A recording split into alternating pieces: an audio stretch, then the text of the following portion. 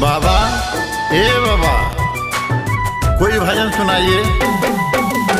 ठीक है बच्चा, भजन सुन लो और इसको जिंदगी भर याद रखना। जय हो गुरु गोरखनाथ।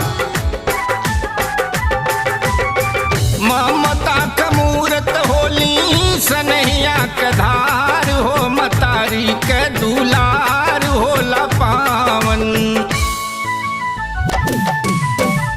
ममता का मूरत होली सनहिया का धार हो, मतारी के दुलार होला पावन। केहू चुकाई का उधार हो, मतारी के दुलार होला पावन। केहू चुकाई का उधार हो, मतारी के दुलार होला पावन।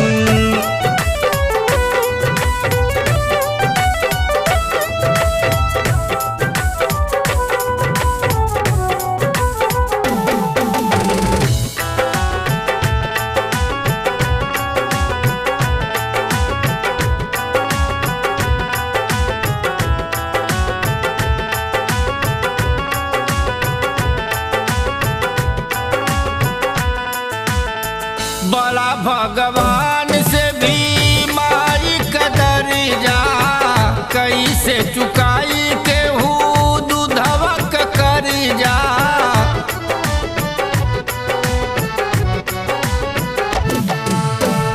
बड़ा भगवान से भी माई कदर जा, कैसे चुकाई केहू दूधवा का कर जा। जैसे बह गंगा जी के धार हो कि माई के दुलार होला पावन। जैसे बह गंगा जी के धार हो कि माई के दुलार होला पावन।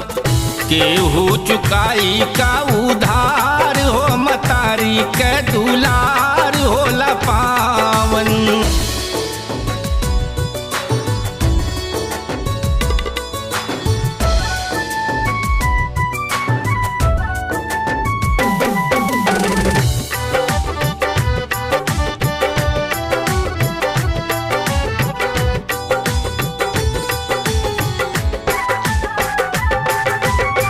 माई के ममता के बेटा जे भुलाई, सुख नहीं जिंदगी में कबहू पाई।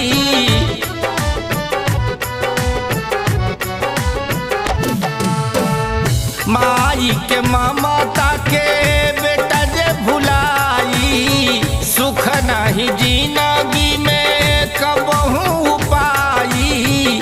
तीर्थ कैली बा बेकार हो, मतारी के दुलार होला पावन। तीर्थ कैली बा बेकार हो, मतारी के दुलार होला पावन। केहू चुकाई का उधार हो, मतारी के दुलार होला पावन।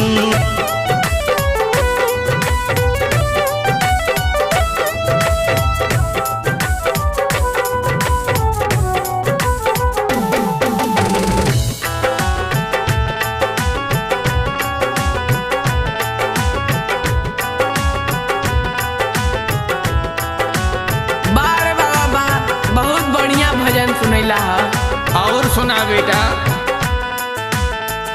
बिन स्वार्थ के होले माई का प्रीतिया, याद रख बेटा यही जोगिया का गीतिया।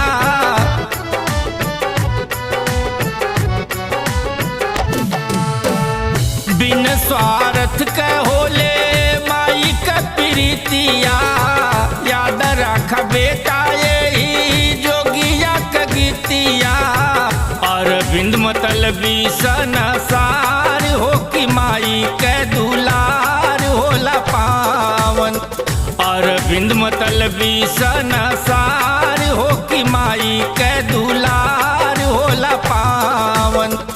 केहू चुकाई का उधार हो, मतारी के दुलार होला पावन। अलख निरंजन। जय हो गुरु गोरखनाथ, सबकर कल्याण करा।